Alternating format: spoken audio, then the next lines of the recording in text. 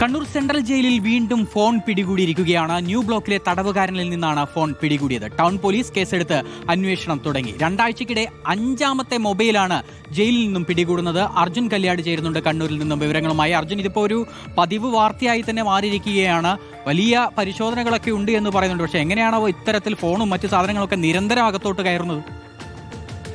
വിനീഷ്, തീർച്ചയായിട്ടും അത്ഭുതം തന്നെയാണ് ഈ തുടർച്ചയായ രീതിയിലുള്ള മൊബൈൽ ഫോണുകൾ സെൻട്രൽ ജയിലിൽ നിന്നും പിടികൂടുന്ന ഈ വാർത്തയിലുള്ളത്. കാരണം ജയിലിനകത്ത് വളരെ സുഗമമായ രീതിയിൽ തടവുകാർക്ക് മൊബൈൽ ഫോൺ ഉപയോഗിക്കാൻ വേണ്ടി കഴിയുന്നു എന്നതിന്റെ തെളിവുകൾ കൂടിയാണ് കഴിഞ്ഞ ഒരു 2 ആഴ്ചക്കിടെ പുറത്തു വന്നിട്ടുള്ള വാർത്തകൾ. അതിനു മുൻപും നിരന്തരമായിട്ടുള്ള സംഭവങ്ങളുണ്ട്. പക്ഷേ 2 ആഴ്ചത്തെ മൊബൈലുകളുടെ കണക്കാണ് കൃത്യമായി നമ്മുടെ കൈവശമുള്ളത്. അതിനു മുൻപും പല തവണ മൊബൈൽ ഫോണുകൾ പിടികൂടിയതാണ്.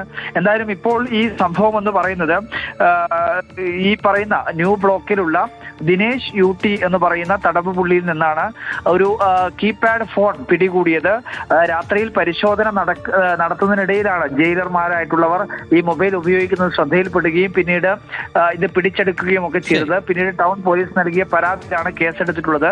എന്തായാലും ഗൗരവ സ്വഭാവത്തിലുള്ളതാണ്. ഗോവിന്ദച്ചാമിയുടെ ജയിൽ ചാട്ടത്തിനൊക്കെ ശേഷം സുരക്ഷാ പരിശോധന ശക്തമാക്കണമെന്നുള്ള നിർദ്ദേശം ഇതിനിടയിൽ കൂടിയാണ് ഇങ്ങനെ തുടർച്ചയായ രീതിയിൽ മൊബൈൽ ഫോണുകൾ പിടികൂടുന്നത് എന്നതാണ് ഏറ്റവും അത്ഭുതമായി തോന്നുന്നത്. വിനീഷ്, അതാണ്, ശക്തമായ കർശനമായ പരിശോധനയുണ്ട് എന്നൊക്കെ പറയും. പക്ഷേ ഇത്തരത്തിൽ ഓരോ സംഭവങ്ങൾ ഉണ്ടായിക്കൊണ്ടേ